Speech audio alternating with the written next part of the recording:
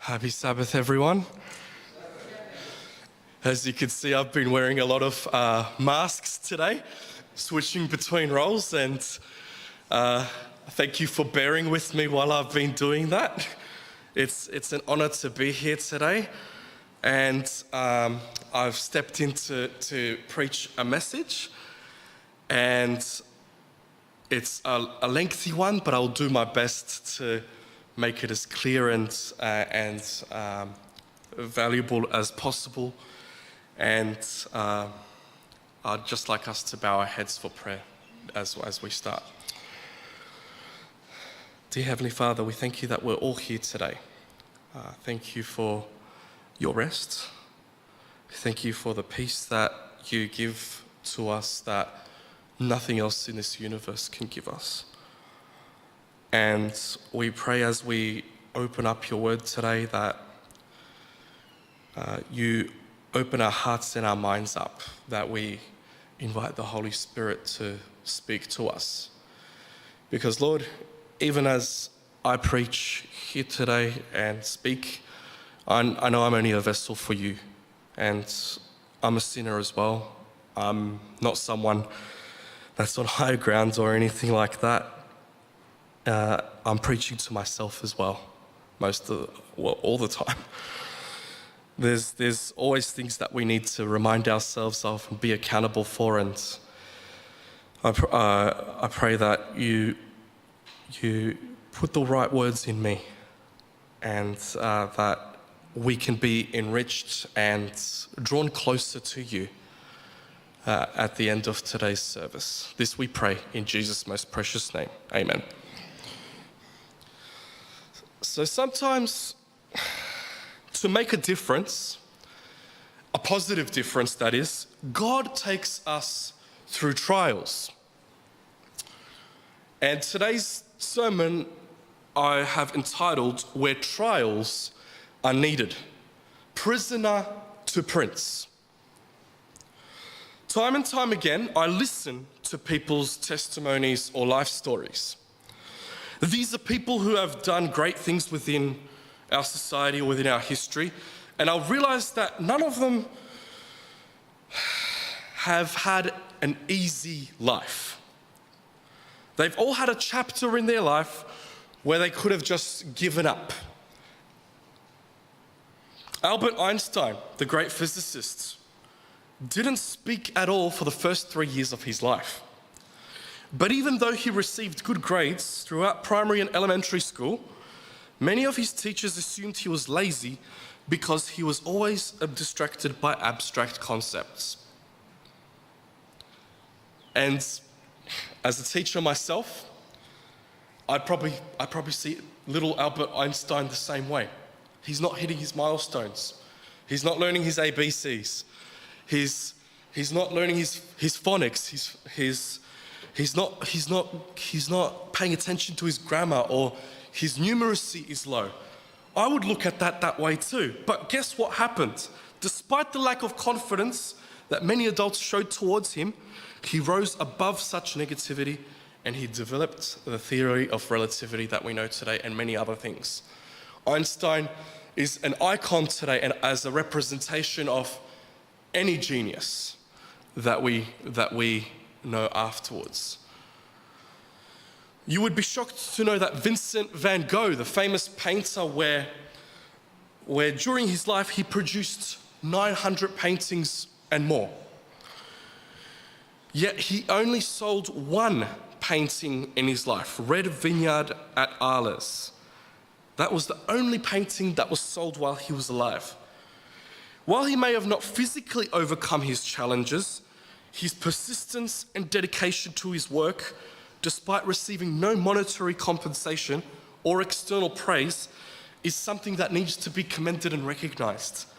Recently, there have been some amazing exhibitions of Van Gogh, as you know, that have been very popular. It was Life of Van Gogh or something like that, and you walk through all these rooms and sections in the gallery where all Van Gogh's paintings are animated. And it's funny, but people are making a lot of money from his work now. And it's iconic. I remember learning about Van Gogh in high school. Beethoven, we know that name as well. In music, he wrote some amazing music, but he too had a very hard life. He grew up playing violin and he was terrible. He also wasn't very into it, at least at first. He kept up with music and eventually started writing music. And he went on to write the compositions that everyone knows and loves today. Most of all, Beethoven did most of his notable work while he was deaf. He didn't hear a thing. Here we're going to look at a story in Genesis, a prisoner who became a prince. He had a big part in helping a kingdom and potentially helped the rest of the world getting through famine. Genesis chapter 37, and let's begin from verse 3 through to verse 7. Now Israel was Jacob, by the way, Jacob the son of Isaac, who was the son of Abraham. So Abraham's grandson. Israel loved Joseph more than all his children because he was the son of his old age. Also, he made him a tunic of many colors. But when his brothers saw that their father loved him more than all his brothers, they hated him and could not speak peaceably to him. Now Joseph had a dream, and he told it to his brothers, and they hated him even more. So he said to them, "Please hear this dream which I have dreamed. There we were, binding sheaves in the fields, and then behold, my sheaf arose and stood upright, and indeed your sheaves stood all around and bowed down to my sheaf." Interesting, right? Let's read the next verse, 37, verse 8. And his brothers said to him, "Shall you indeed reign over us? Or shall you indeed have dominion over us?" So they hated him even more for his dreams and for his words. Did this stop Joseph from sharing more dreams that he might have had? Verse 9. Then he dreamed still another dream and told it to his brothers and said, "Look, I have dreamed another dream, and this time the sun, the moon, and the 11 stars bowed down to me." Even Jacob, or Israel, as we know, had enough. Verses 10 and 11. So he told it to his father and to his brothers, and his father rebuked him and said to him, "What is this dream that you have dreamed? Shall your mother and I and your brothers indeed come and bow down to the earth before you?" And his brothers envied him, but his father kept the matter in mind. How would you feel if Joseph was your younger brother? Telling you something like this may not sit right with many people. However, Spirit of Prophecy chapter 14, Ellen White states that Joseph wasn't actually being a nuisance to his family. He wasn't trying to brag. It says this: "The angel of God instructed Joseph in his dreams, which he innocently related to his brethren. For behold, we were binding sheaves in the field, and lo, my sheaf arose, and also stood upright, and behold, your sheaves stood round about and made obedience to my sheaf," or obeisance to my sheaf. And his brethren said to him, "Shalt thou indeed reign over us?" And it wasn't received well. The brothers of Joseph were getting messages from God, as it states here. Joseph, with good intention, shared, and these dreams didn't sit well with them. So it seems like the brothers needed some humility there.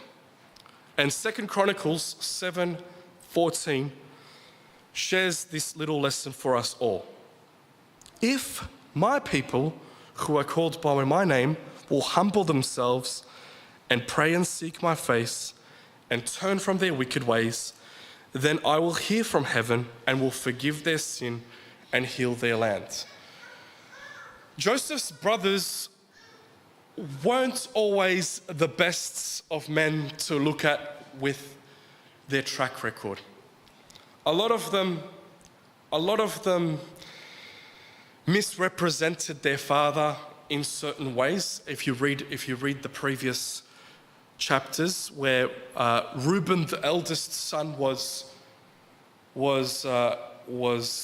removed from being the birthright child, basically, or his status, and Simeon was another brother that did some bad things, where it ended up Judah being the head brother, you could see, and later you'll see that. They needed some work to change themselves. And moving on, we read that Jacob doesn't see his older sons for a while. So he sends Joseph to check on them. Joseph goes to a place called Shechem first and doesn't see them. And then a man tells them that he's gone, his brothers were there at Shechem, and he heard them say that they're going to Dothan. So that's where Joseph goes. Genesis 37, verse 18 now. Now when they saw him afar off, even before he came near them, they conspired against him to kill him. It's a bit much to have such a reaction. You could laugh at your brother for sharing these dreams. But the fact that they wanted to kill him, they were so jealous that Israel gave Joseph this coat of many colors. They were so envious of how Joseph was treated differently. And maybe that's a lesson that Jacob needed to learn as well. But they were so consumed by that they wanted to kill their own brother. Thankfully for Joseph, Reuben in those passages intervenes, and he persuades the brothers to throw Joseph into a pit. And he would sneak Joseph back off to Jacob or Israel later on and act like it was just a prank or something. But unfortunately, while Reuben is away, Ishmaelite merchants pass by.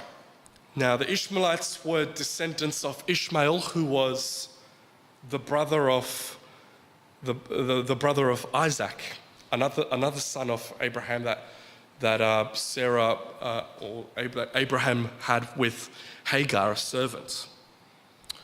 So distant cousins, you could say. And Genesis 37, 26 to 28 says this. So Judah said to his brothers, "What profit is there if we kill our brother and conceal his blood?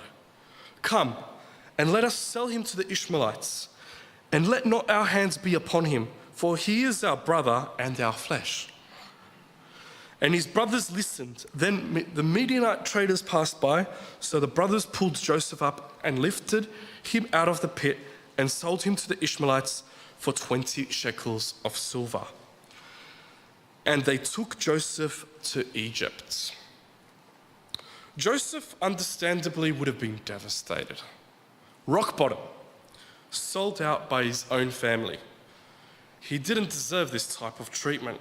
Yet as we read on, these misfortunes were all a pavement to a path that would lead Joseph to do greater things. At this stage, who would have thought? 37 verses 31 to 34. So they took Joseph's tunic, killed a kid of the goats, a young goat, and dipped the tunic in blood. Then they sent the tunic of many colors, and they brought it to their father and said, "We have found this.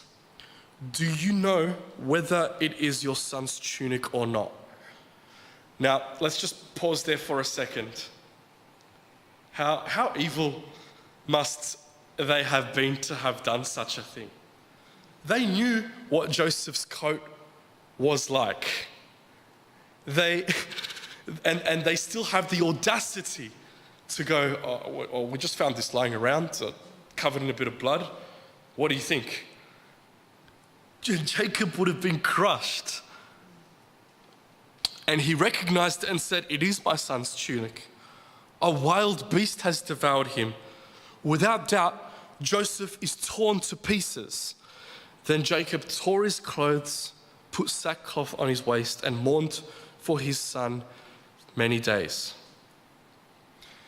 And Ellen White in this chapter 14 of Spirit of Prophecy writes, Joseph's brethren flattered themselves that they were taking a sure course to prevent the fulfillment of Joseph's strange dreams.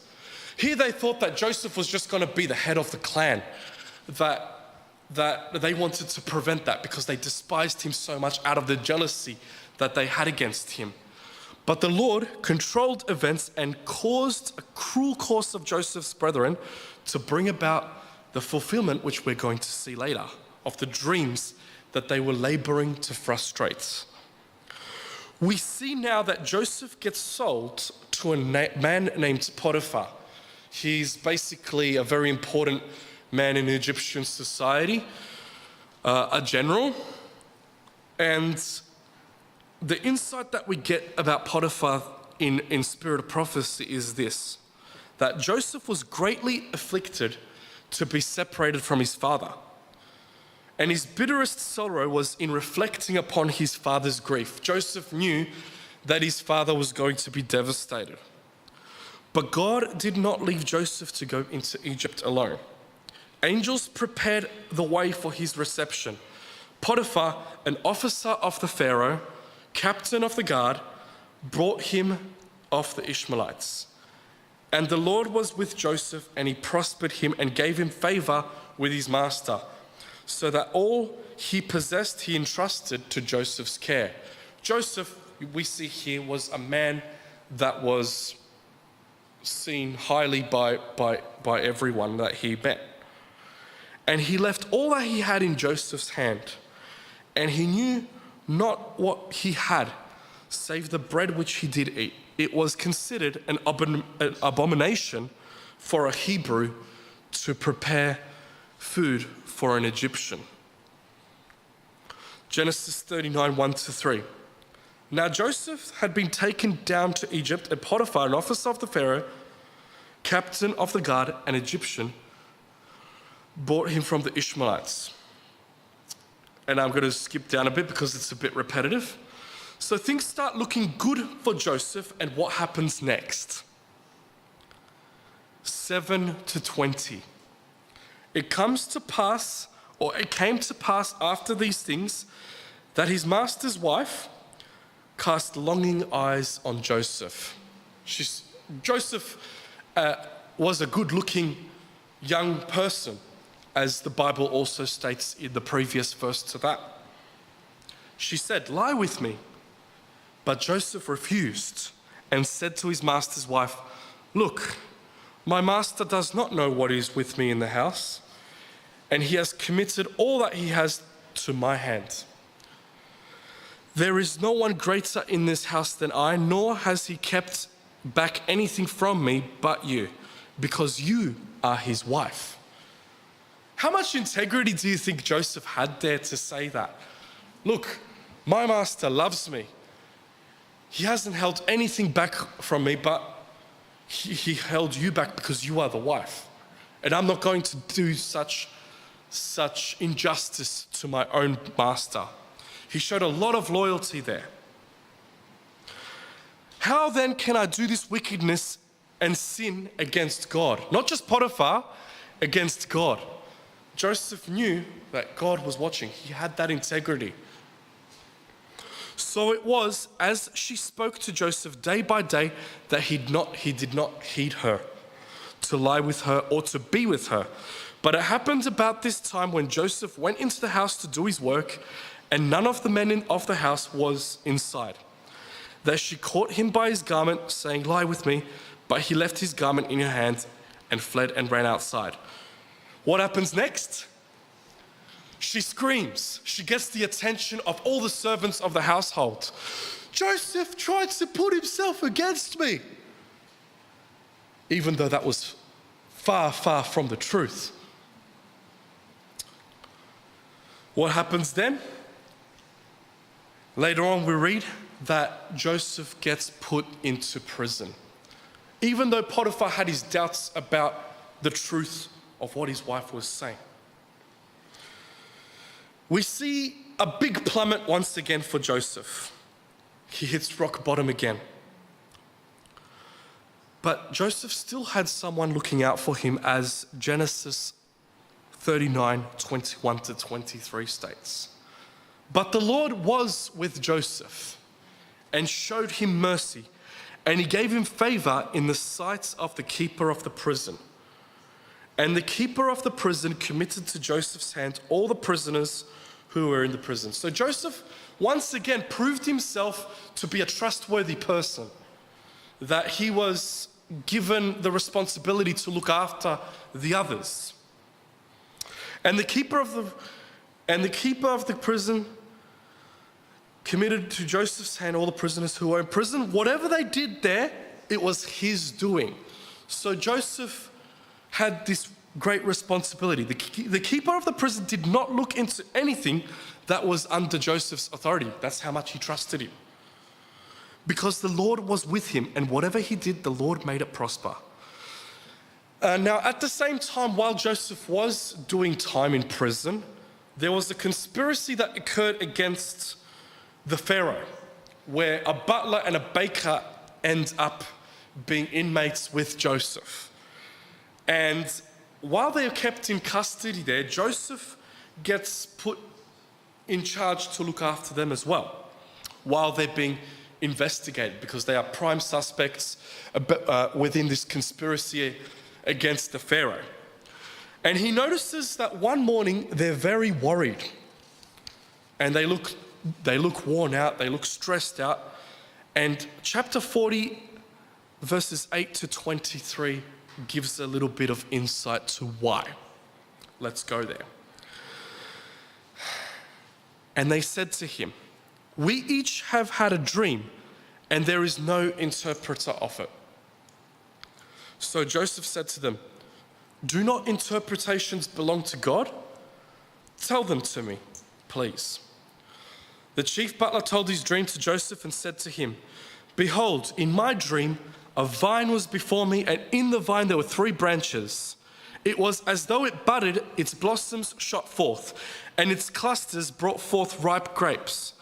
Then Pharaoh's cup was in my hand, and I took the grapes and pressed them into the Pharaoh's cup and placed the cup in Pharaoh's hand." And Joseph said to him, "This is the interpretation of it. 3 branches are 3 days. Now within 3 days, Pharaoh will lift your head and restore you to your place. And you will put Pharaoh's cup in his hand according to the former manner when you were his butler. But remember me when it is well with you, and please show kindness to me.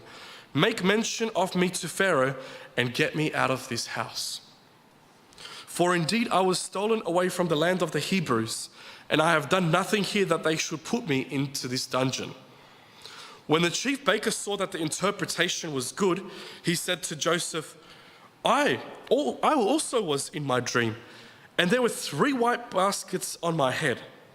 In the uppermost basket were all kinds of baked goods for Pharaoh, and the birds ate them and the basket on my head.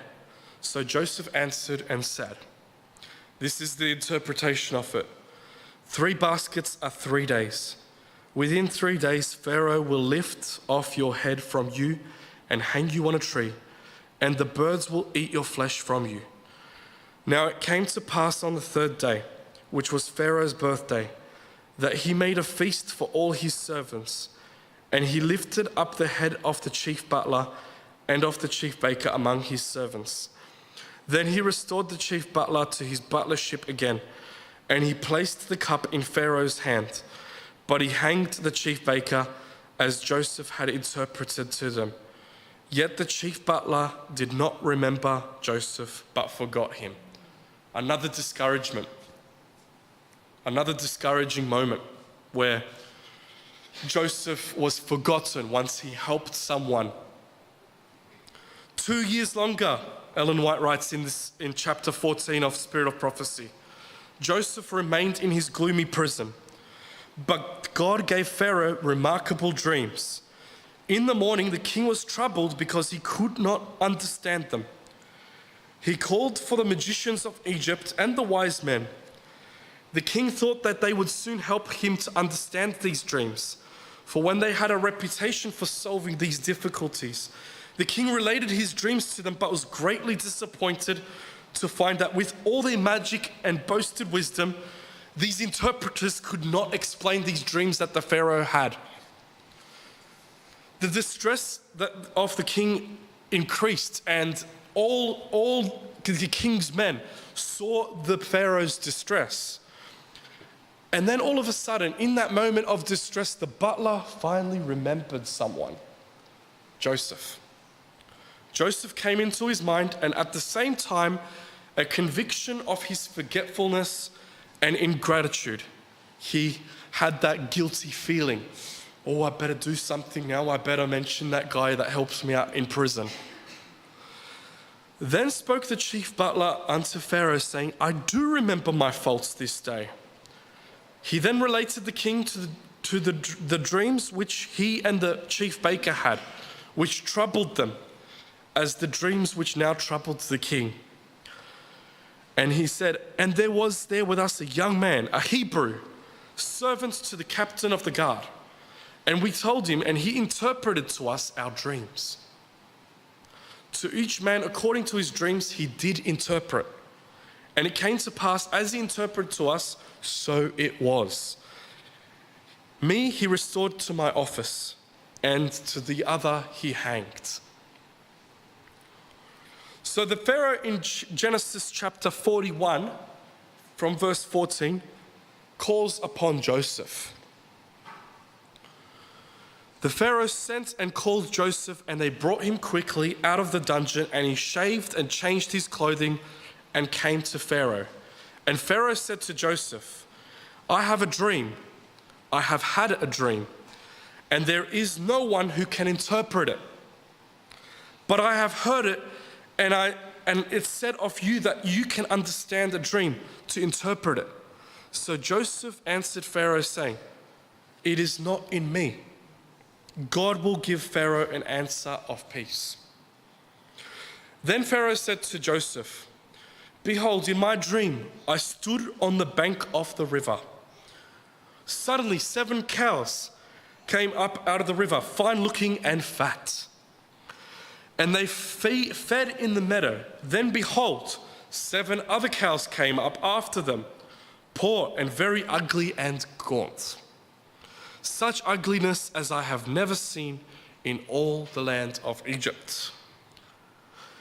And the gaunt and ugly cows ate up the first 7, the fat cows. When they had eaten them up, no one would have known that they had eaten them, for they were just as ugly as at the beginning. So I awoke. Probably would have been a very scary dream for the Pharaoh. But he also had another dream that was very much in line. And he said, also I saw in my dream, and suddenly withered, thin, and blighted by the east wind sprang up after them, and the thin heads devoured the 7 good heads of wheat or plants. So I told this to the magicians, but there was no one that could explain it to me. What happens next? Joseph says to the Pharaoh, the dreams of Pharaoh are one. God has shown Pharaoh what he is about to do. The 7 good cows are 7 years, and the 7 good heads are 7 years. The dreams are one.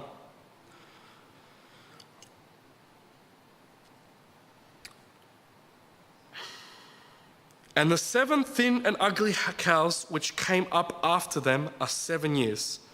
And the 7 empty heads are blighted by the east winds and are 7 years of famine. This is the thing which I have spoken to Pharaoh. God has shown Pharaoh that what he is about to do. Indeed, 7 years of great plenty will come throughout all the land of Egypt. But after them, 7 years of famine will arise. And the plenty will be forgotten in the land of Egypt, and the famine will deplete the land. So the plenty will not be known in the land because of the famine following, for it will be very severe, And the dream was repeated to Pharaoh twice because the thing is established by God. It's interesting that God confirms things in that way, where he gives two dreams to one person that mean very much the same thing. But it's a confirmation. And God will shortly bring it to pass. Now therefore, let Pharaoh select a discerning wise man and set him over the land of Egypt. Let Pharaoh do this, and let him appoint officers over the land to collect 1/5 of the produce of the land of Egypt in the 7 plentiful years. And let them gather all the food of those good years that they are coming, and store up grain under the authority of Pharaoh. And let them keep food in the cities. Then that food shall be as a reserve for the land for the 7 years of famine which shall be in the land of Egypt, that the land may not perish during the famine. This is the principle of saving things for later.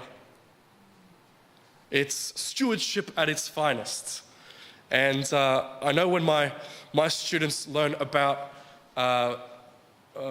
financial strategies, there's a saying of saving up for a rainy day. Putting things aside so that when life throws a curveball at you, when something happens, you have the means to support yourself. And it's a stewardship principle right here that the Bible gives us. Genesis 41:37-41. So the advice was good in the eyes of Pharaoh and in the eyes of all his servants. And the Pharaoh said to his servants, "Can we find such one as this, a man in whom the Spirit of God?" Then Pharaoh said to Joseph, "Inasmuch as God has shown you all this, there is no one discerning and wise as you. You shall be over my house, and all my people shall be ruled according to your word. Only regarding the throne will I be greater than you." And Pharaoh said to Joseph, "See, I have set you over all the land of Egypt." And then the good times come, as verses 47-49 write. "Now in the 7 plentiful years the ground brought forth abundantly. So he gathered up all the food of the 7 years which were in the land of Egypt, and laid up the food in the cities. He laid up in every city the food of the fields which surrounded them. Joseph gathered very much grain as the sand of the sea until he stopped counting, for it was immeasurable." God blessed Joseph. God blessed the people of Egypt, and he was preparing people for the hard times. But as prophesied by God through the dreams of the Pharaoh, those tough times were about to come after those 7 years. And verses 53-57 show that. "Then the 7 years of plenty which were in the land of Egypt ended, and the 7 years of famine had began to come. As Joseph had said, the famine was in all the lands, but in all the land of Egypt there was bread. So when all the land of Egypt was famished, the people cried to Pharaoh for bread. Then Pharaoh said to the Egyptians, 'Go to Joseph, whatever he says to you, do.' The famine was over all the face of the earth, and Joseph opened all the storehouses and sold to the Egyptians. And the famine became severe in the land of Egypt, so all countries came to Joseph to Egypt to buy grain, because the famine was severe in all the lands." This was a global thing. This was a global famine. It affected everyone. And when it affects everyone, we could see that a lot of people would be traveling because they would hear that, hey, Egypt has supplies. Egypt has resources. We need to get ourselves over there. And there are several important morals to the story of Joseph, but one of them must be reconciliation and forgiveness. Forgiving those who ruined your life is not an easy thing to do.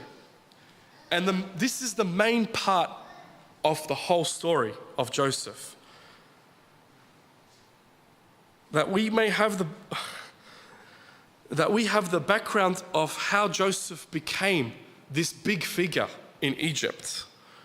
We see how God put him in the right place at the right time. And now there came a time where Joseph had to face his past. We see that all the countries came to Egypt for grain. And the land where Joseph came from was no exception. This means that Joseph's brothers would appear in Egypt. And what happens next? Well, Joseph pretends to be a stranger. He's changed. His brothers think that he's probably slaving away somewhere or died early. Chapter 42, verses 8 to 22. So Joseph recognized his brothers, but they did not recognize him. Then Joseph remembered the dreams which he had dreamed about them and said to them, "You are spies. You have come to see the nakedness of the land." And they said to him, "No, my lord, but your servants have come to buy food. We are all one man's sons. We are honest men. Your servants are not spies." But he said to them, "No, but you have come to see the nakedness of the land." And they said, "Your servants 12 brothers, the sons of one man in the land of Canaan. And in fact, the youngest is with our father today. And one is no more." But Joseph said to them, "It is as I spoke to you, saying, you are spies. In this manner you shall be tested. By the life of Pharaoh, you shall not leave this place unless your youngest brother comes here. Send one of you and let him bring your brother, and you shall be kept in prison, that your words may be tested to see whether there is any truth in you. Or else by the life of Pharaoh, surely you are spies."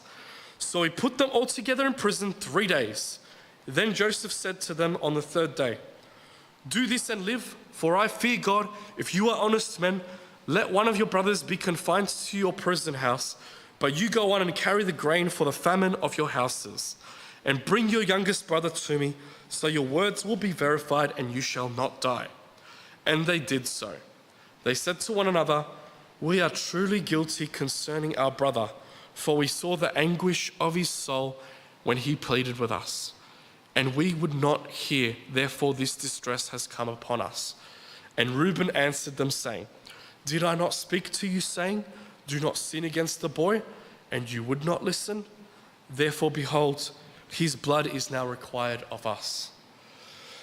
Whether you believe in karma or what goes around comes around, it seems like there was some sort of instilled belief in these brothers that they were guilty, that they had a past, that they did wrong in the past. And with this conversation where it was going, they had that guilt still attached to them.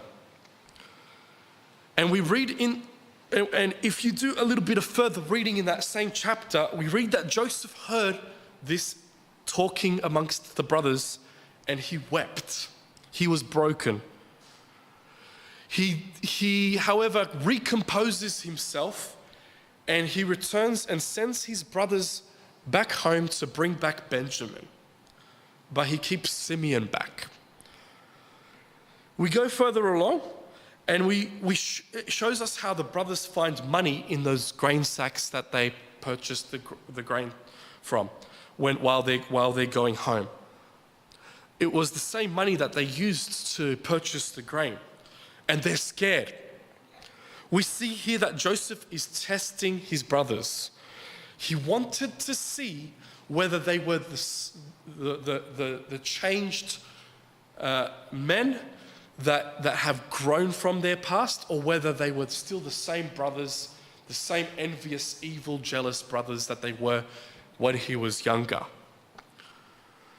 So he sneaks this money back, and how do the brothers react? We find in chapter 43, verses 19 to 23. When they drew near the steward of Joseph's house, They talked with him at the door of the house and said, "O sir, we indeed came down to the first time to buy food. But it happened when we came to the encampment that we opened our sacks. And there each man's money was in the mouth of his sack. Our money in full weight. No change, full weight.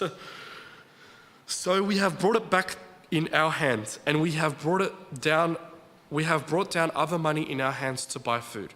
We do not know who put money in our sacks." But Joseph said, "Peace be with you. Do not be afraid. Your God and the God of your father has given you treasure in your sacks. I had your money." Then he brought Simeon out to them. Then Joseph sees Benjamin from verse 29, his mother's son. And he said, "Is this your younger brother of whom you spoke to me?" And he said, "God be gracious to you, my son." Now his heart has yearned for his father. So Joseph made haste and sought somewhere to weep. And he went to his chamber and wept there. Then he washed his face and came out and restrained himself and said, "Serve the bread." So they set him a place by himself and them by themselves, and the Egyptians who ate with him by themselves, because the Egyptians could not eat food with the Hebrews. And it repeats that it is an abomination to the Egyptians. And they sat before him, the firstborn according to his birthright, and the youngest according to his youth. The men looked in astonishment at one another. Then he took servings to them before him, but Benjamin's serving was 5 times as much as any of theirs. So they drank and were merry with him. So we see here that Joseph is continuously testing the brothers. As Joseph was favorably treated by Israel, Joseph here was treating Benjamin really well to see what the other brothers would be doing. He was observing their behavior. Was there going to be a reaction of envy? 44:12-7. Now this was the final test. Joseph snuck his goblet into one of the grain sacks, and he did it in Benjamin's. Because if they were to steal this, Joseph would be giving a punishment to that brother. And it came to that moment where they were searching the bags of the brothers. So he searched. He began with the oldest and left off with the youngest. And the cup was found in Benjamin's sack. Then they tore their clothes, and each man loaded his donkey and returned to the city. So Judah and his brothers came to Joseph's house, and he was still there. And they fell before him on the ground, and Joseph said to them, "What deed is this that you have done? Did you not know that such a man as I can certainly practice divination?" Then Judah said, "What shall we say to you, my lord? What shall we speak? Or how shall we clear ourselves? God has found out the iniquity of your servants. Here we are, my lord's slaves, both we and he also with whom the cup was found." But he said, "Far be it from that I should do so. The man whose hand the cup was found, he shall be my slave. And as for you, go up in peace to your father." The brothers were then broken. They already have seen Jacob suffer enough from losing Joseph. What would they experience? Or what would happen with Jacob if he had this dreadful news that Benjamin as well cannot be back home with him?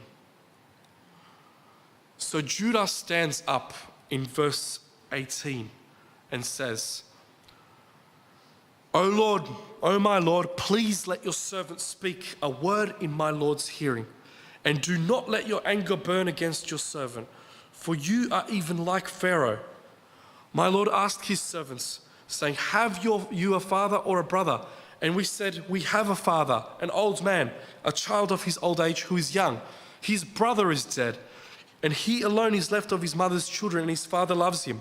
And then over to 34, he pours out his heart to Joseph basically, and he says, we did everything that you asked of us.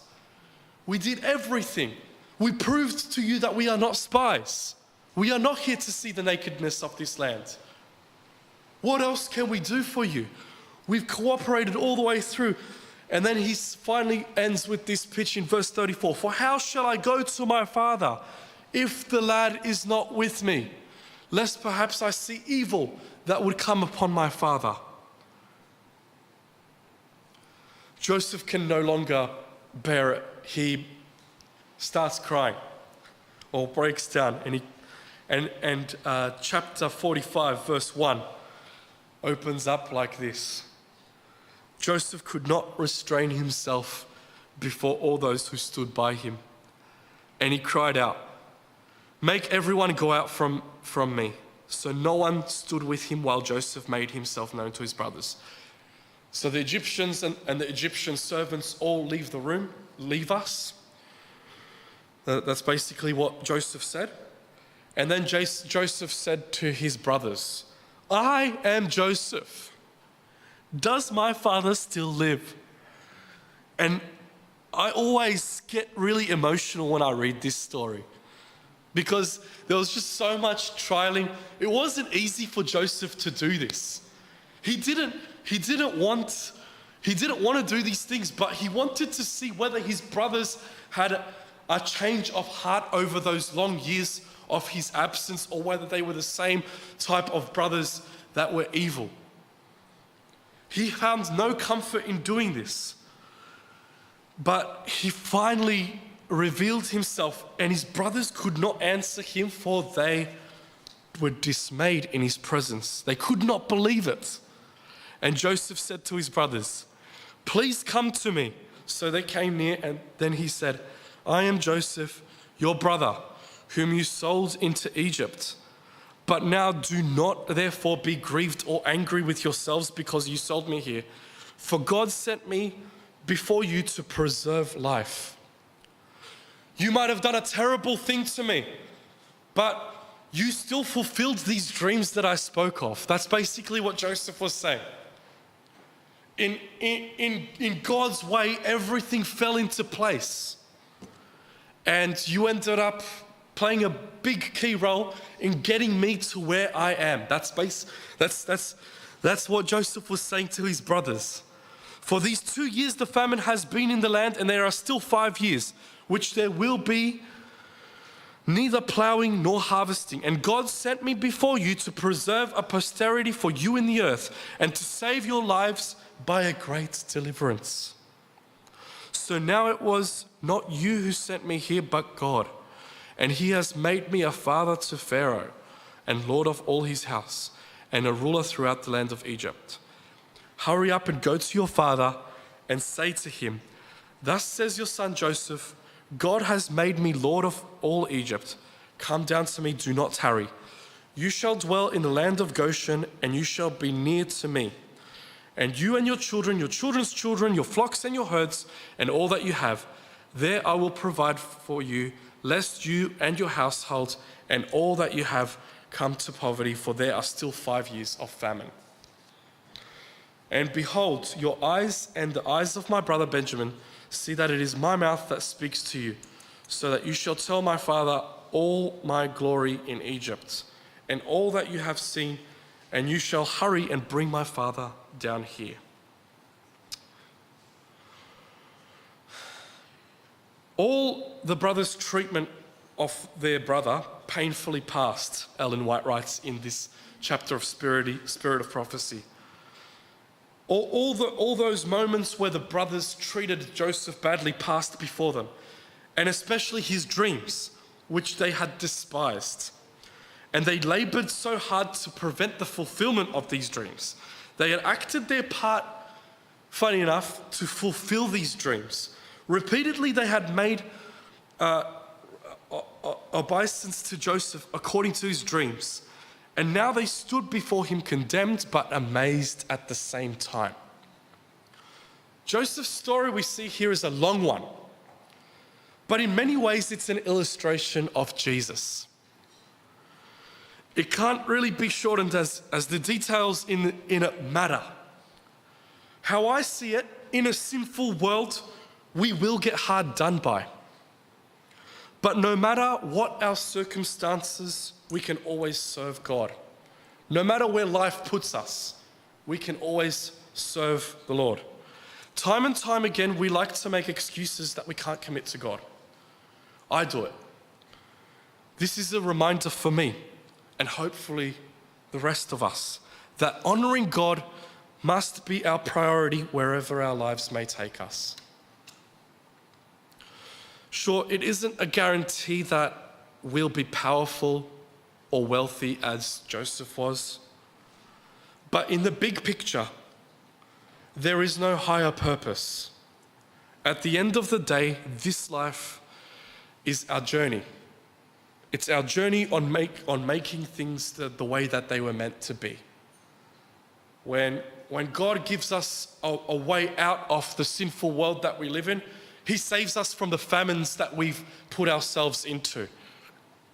He always finds an escape route for us. And praise God for that. 1 John 2:15-17 is where I'll end today's message. Do not love the world or the things in the world. If anyone loves the world, the love of the Father is not in him. For all that is in the world, the lust of the flesh, the lust of the eyes, and the pride of life, is not the Father, but is of the world. And the world is passing away, and the lust of it. But he who does the will of God abides forever. And let's remember that. Joseph prioritized God. Let us do the same. Amen.